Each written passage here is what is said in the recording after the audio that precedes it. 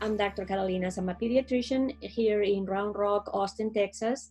And we are here with my friends, like always, to give you health advice, nutrition advice, coronavirus information up to date. And today, especially because we have a lady here, our friend Verónica, who is from Pamplona, and we just celebrated San Fermín. So we want to learn a little bit about that too, you know, the running of the bulls in Spain, and such a popular, well-known festivity. So we want to learn a little bit about that. And of course, we want to have a recipe, something to eat, something good that Fer is going to show us, right, Fer? Yes, that's my idea, Marta. And for Candil, I live in Round Rock, Texas. I'm a mother of 5. I'm in charge of giving you recipes, and the recipe today, I think any child can resist to it because there's gonna be chocolate con churros. It's a very typical dessert, breakfast, I don't know, snack, whatever. Everyone love it, and it's very typical on this festivity, San Fermín. Many people knows about the bulls run and everything, but I think it's more history behind this festivity, and I'm so happy Verónica is with us, and she was born in Pamplona, so she's gonna tell us many things about these festivities, right, Verónica? Hi, Verónica, welcome. Hi, Marta. Hi, Fer. Happy to see you again. As you were saying, I was born in Pamplona, which is a city in the north of Spain, kind of close to France and the Pyrenees. And in Pamplona, the biggest holiday is San Fermín. So you all may know San Fermín for the running of the bulls. Hemingway made a festivity known worldwide, but there's way more into this than just the running of the bulls. What we really celebrate is San Fermín, which is our saint, our patron. San Fermín, he was born in the 3rd century after Christ, and he became bishop of Pamplona, and he was born in a family that was Roman, but they became Christian. So after that, he traveled to France, where he becomes bishop, and he would preach his faith.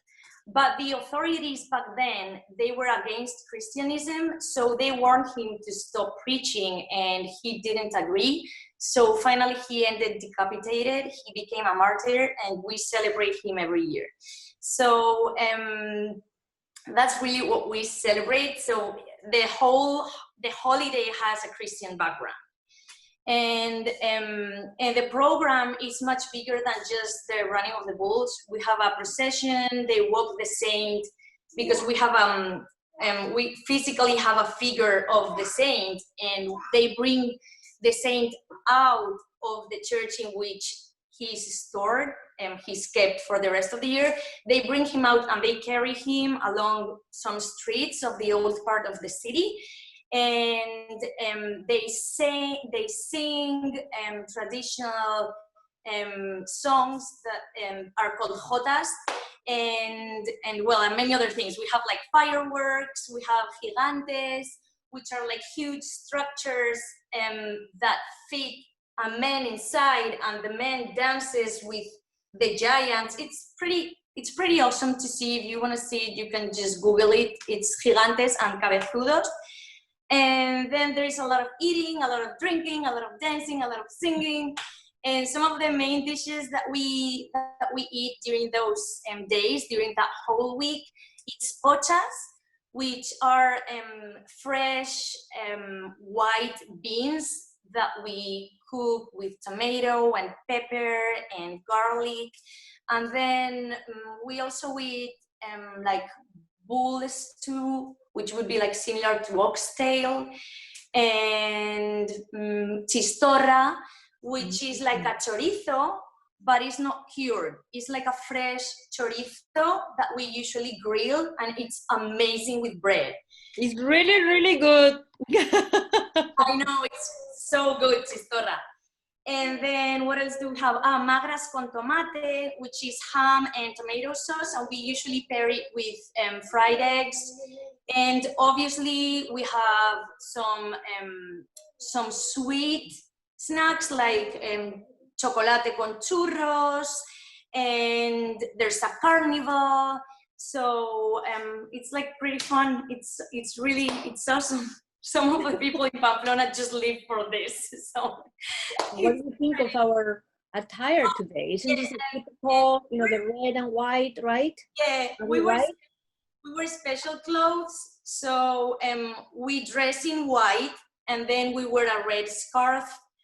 I prefer a plain scarf than this one, just like the one Marta is wearing.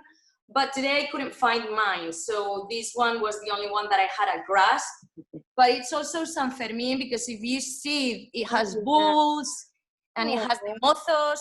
Mozo is what we call the guys that are running the bulls. So this is a mozo, then it has little bulls. I don't know, it's kind of fun, but it's not the traditional one. The traditional one is the one that Marta is wearing. So well, hope you enjoyed my explanation, and hope you have the chance to come and visit Pamplona and live San Fermines. Although that's not going to happen this year because of coronavirus. Right, Marta? Oh my God, oh my God. So it's a festivity of the whole family, outside on the streets with friends, and really enjoyable. And I think I heard like the festivities is running for 1 week, like start on July the 6th and running until July the 14th. So I start with the chupinazo. It's like a huge firework. Is that right? Yeah, it's like a rocket, like a firecracker that they throw from a balcony in the, how do you call them? The city hall, right? The city hall. The mayor. They just throw it from the city hall, and that sets the beginning of the holiday. And then when it ends, we all carry candles, and we sing a song that it's called Pobre de mí, which means for me. So this helps you figure out how important this is for us. It's like a huge thing, and it has become so popular after Hemingway wrote about San Fermines.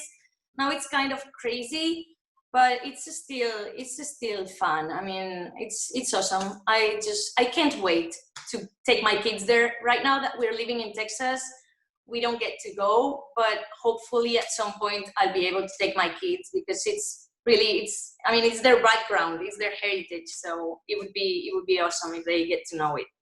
And I remember to singing with my kids the song like it's 1 de enero, 2 de febrero, 3 de marzo, 4 de abril, 5 de marzo, 6 de julio, 7 de julio, San Fermín. I don't know in English. I'm sorry.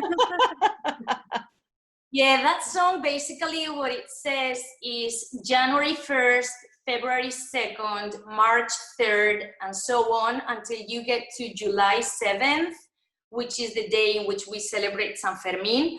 So we call that escalera, which would be like steps or stairway. And each of those days, people from Pamplona kind of celebrate. There's a lot of like getting togethers going on, like friends meet for dinner or for lunch. So it's pretty exciting because each of those steps gets us closer to San Fermín. So that's basically what we celebrate. It's fun. Very interesting. Yes. Traditions, let's pass the traditions to our children, and I think that's very important. So yes, maybe next year, I'm sure next year we should be able to continue with those traditions, right? Yes, we can do the chapter of Cooking for Toddlers directly from Pamplona. Oh, that would be so nice. Oh, wow. Yeah, that would be fun. It's gonna be so much fun. Oh, that would be very much. Yeah, it's really great. And I have the last question, Veronica, because I know many people would like to know. There is any explanation about the running from the bulls?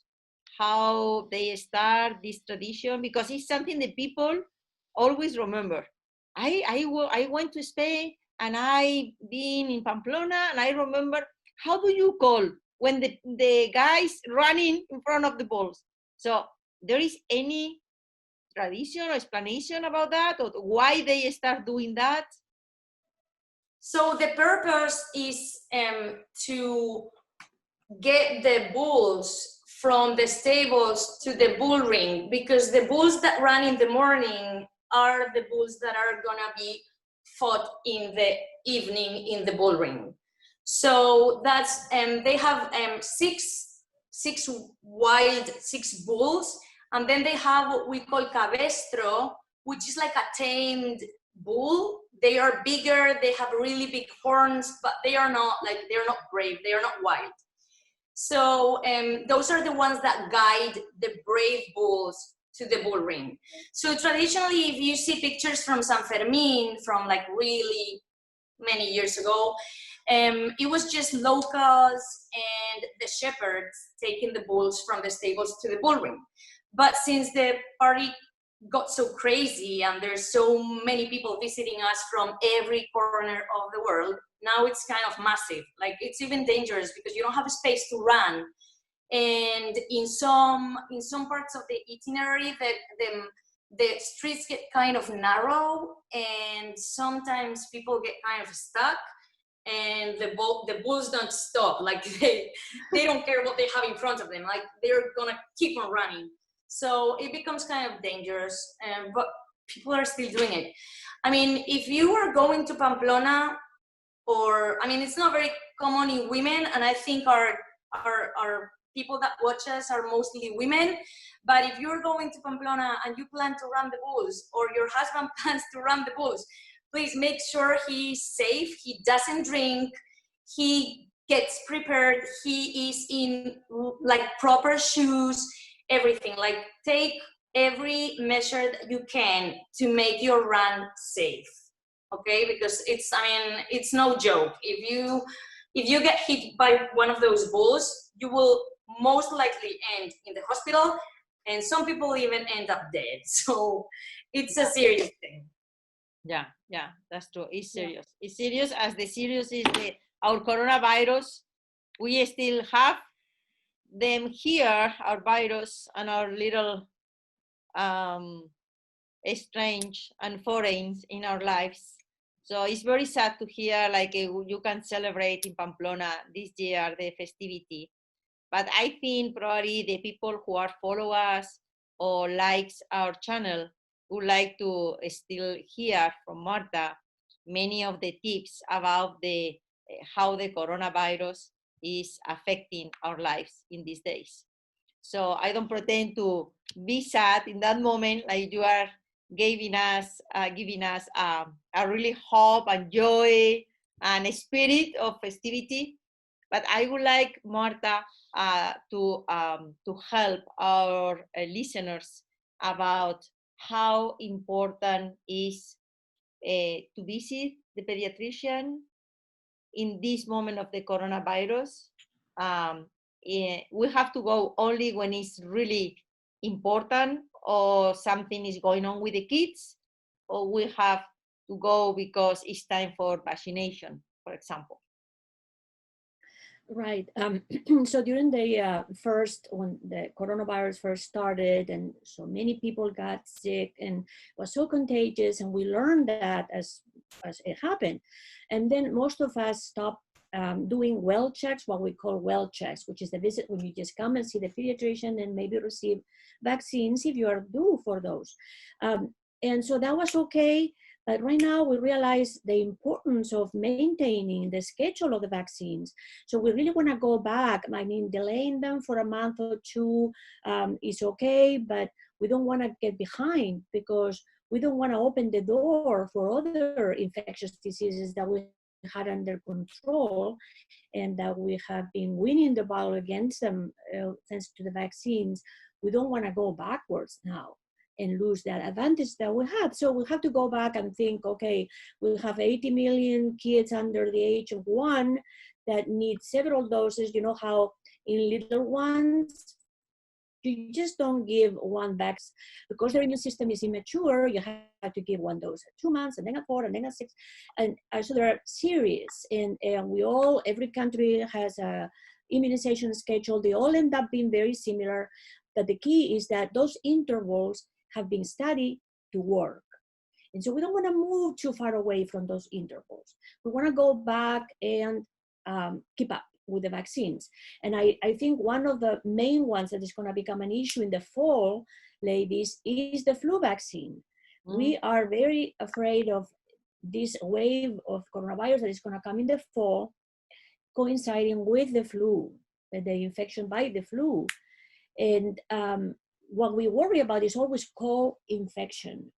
Even when we have only the flu circulating, the co-infection of the flu with a secondary bacterial pneumonia, that's what complicates things, right?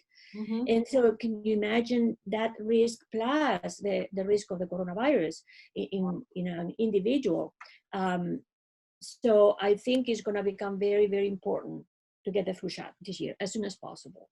So you say like wherever you had the coronavirus or not, or you test positive, please, it's highly, highly recommended to take the flu vaccine.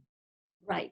So even people who got the coronavirus, it's a new virus, right? So we don't know, even your own natural immunity, the one that you develop by going through the disease, we don't know how long it's going to last or how strong it is. How strong is it, the antibodies that we are building up by being in contact with the virus? So there's no reason to relax. Even if you had a test that shows that your antibodies are positive, the same thing. These tests are new. We don't know a lot about how much, for how long, until we get a vaccine, which is going to bring its own set of questions. Because everybody thinks, oh, we have the vaccines, and then we don't have to worry about this anymore. Well, the 3 questions for the new vaccine, the coronavirus one, is going to be, is it safe? Is it effective? And for how long? And we hope that by the time a vaccine is released, at least the first question is answered. We really want to make sure that we release something that is safe, that is not going to make us sicker with side effects or with others. And so, but how effective is it going to be, and for how long, only time tells us. And time is what we don't have. We have such a recent knowledge of this virus, and we are following as far as we can and doing what we humanly can, but I don't think we're going to have answers to all our questions. A few weeks ago, somebody asked me if the vaccine were to be released now, if I were to take it myself.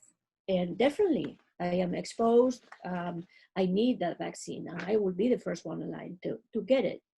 But I will not relax my mask, using of the mask, social distancing, avoiding crowds, washing my hands, cleaning everything.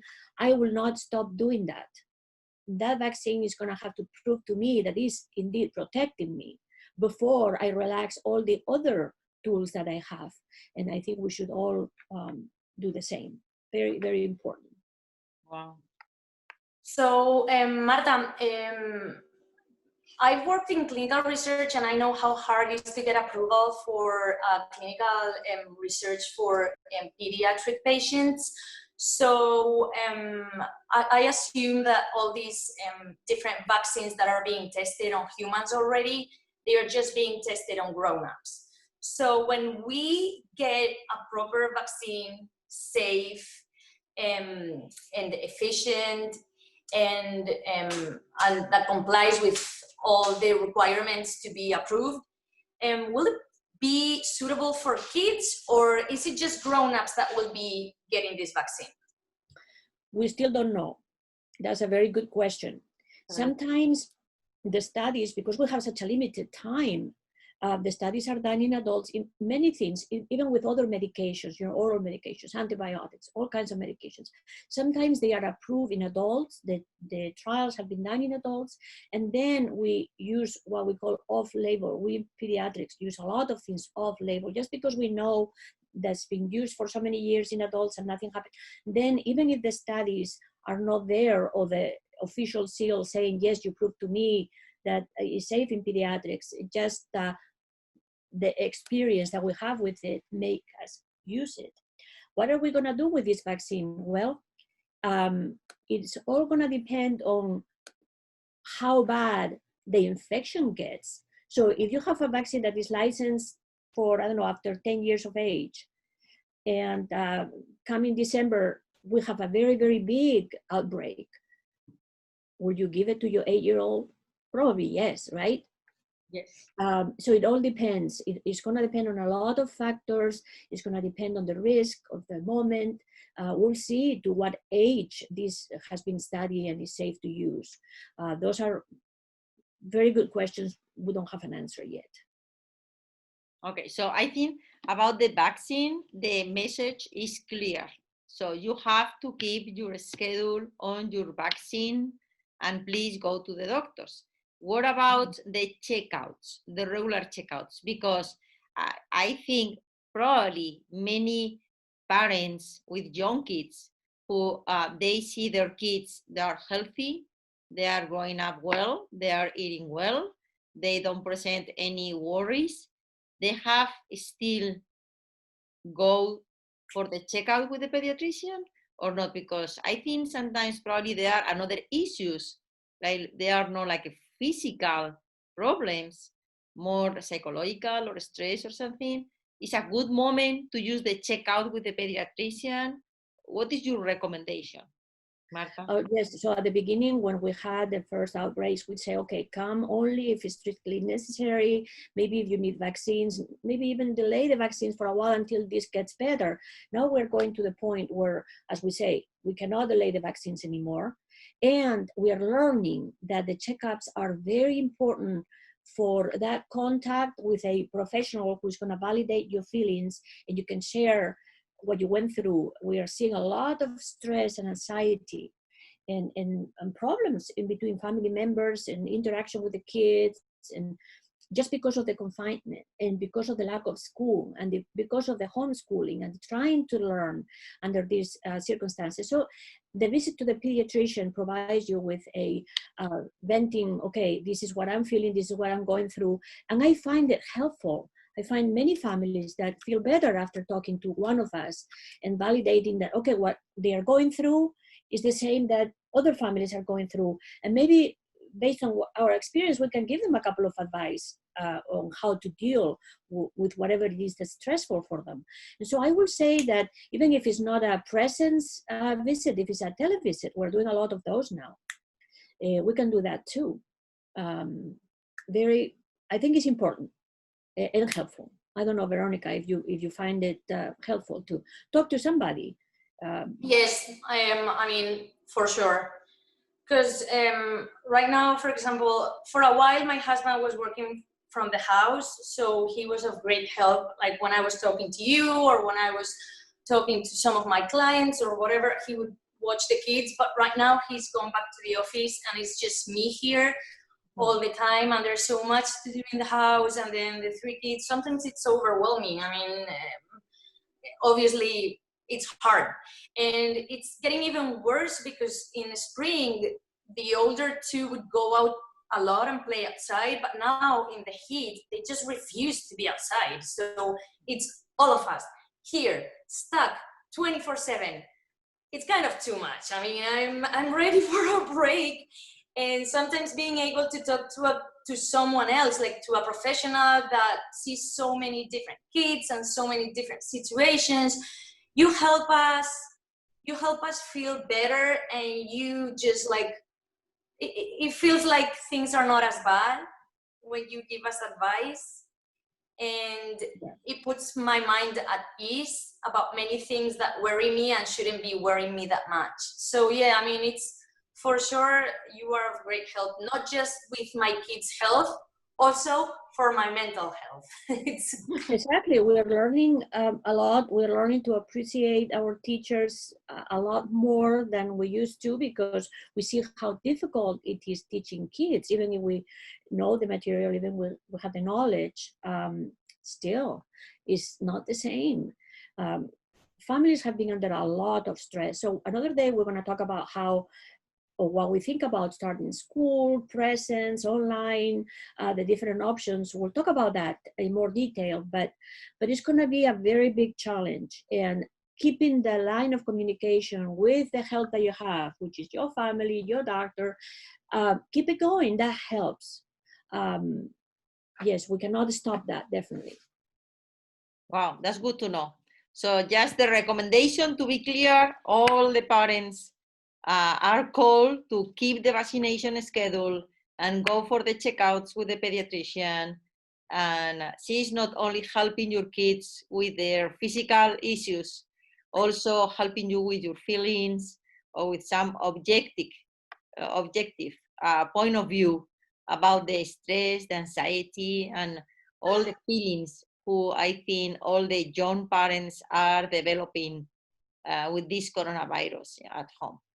Yeah, very, very difficult times. So we Also, are anxious to, yes, do you have a question, Veronica?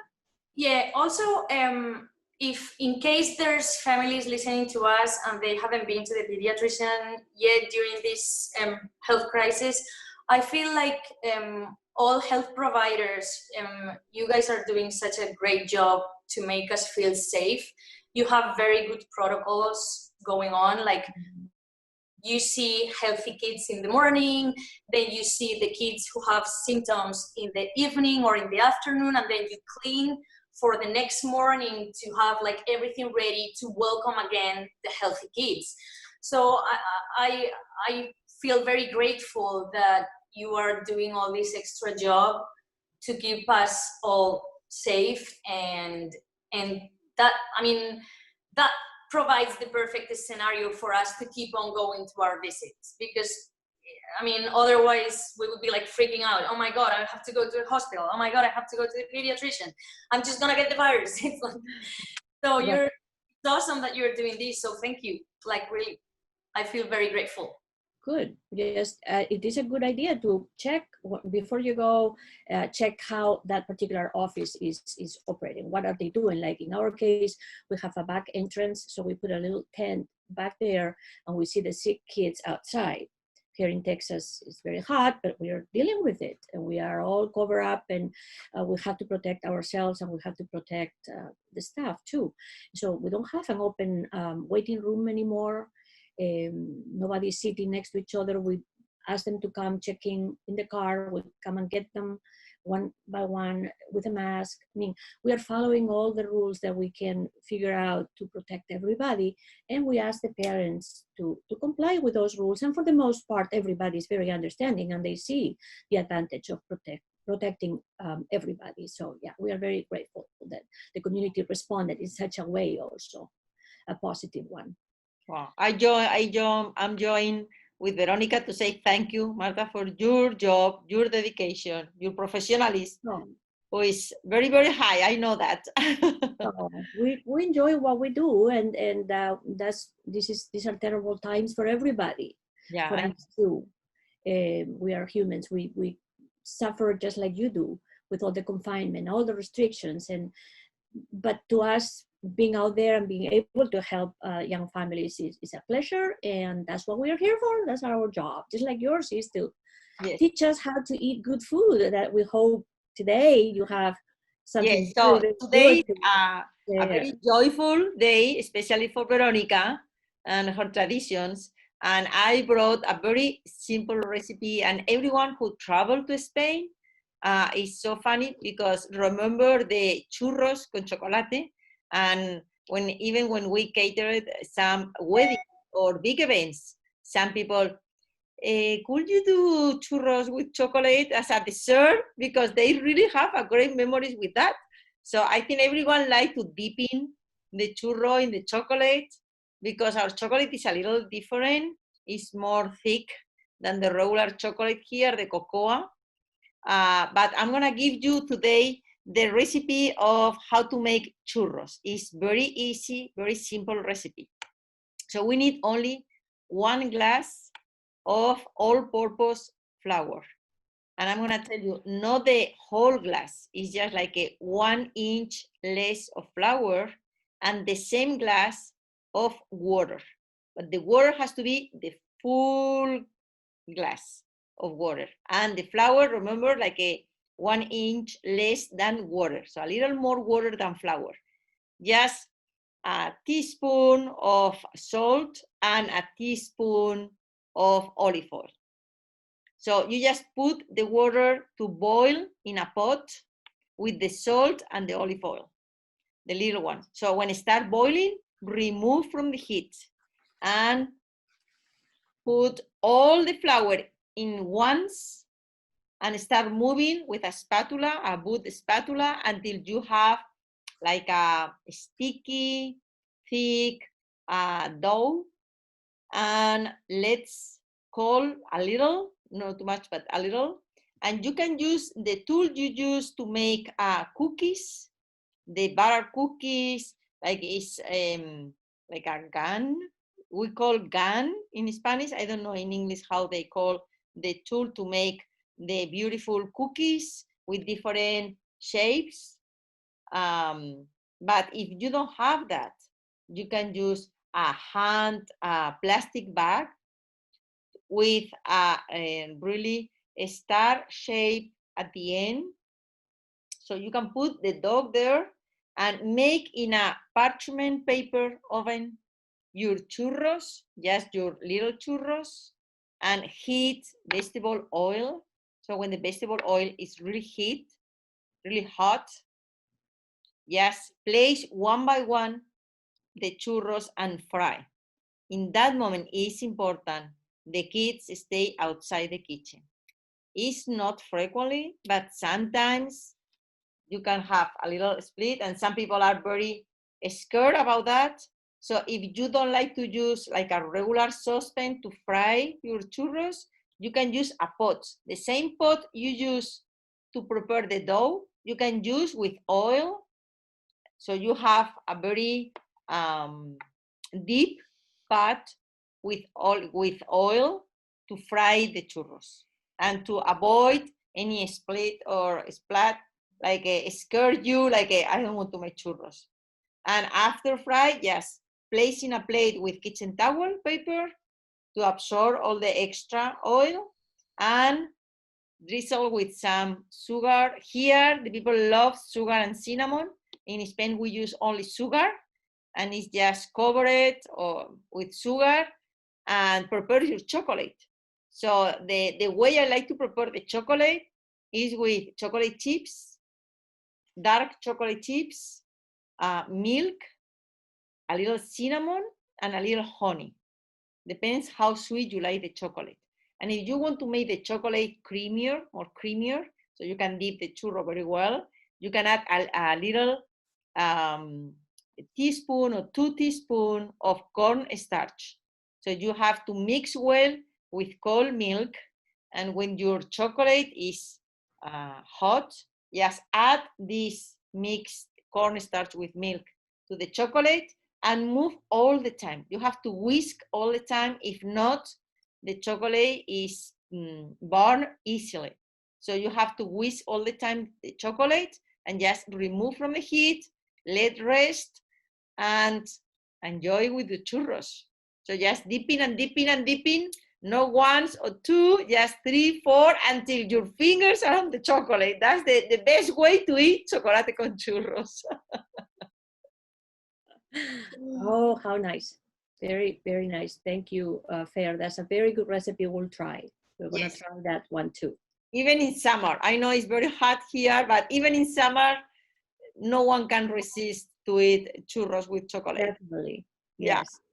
It's an awesome recipe and very festive. Yes. I mean, I think we have chocolate con churros almost in every holiday in Spain, like for Christmas or in the summer. It doesn't matter. It's such an awesome thing. It's so delicious. So tasty. Yes. So I'm glad we finished with something sweet today to fight against this virus. And thank you again for being here with us, thank you to all the followers and all the subscribers. And please help us to spread the word. And if you like it, leave us a comment or your like. And we are here to talk about your worries or your questions. And thank you, Veronica. Thank you, Marta. And see you next week. We'll see you next time. Thank you, Fer. Thank you, Marta. Take care. Bye. Take care. Be Bye-bye. safe. See you next time. Viva San Fermín. Viva San Fermín. Gora San Fermín. Gora San Fermín. Bye. Bye.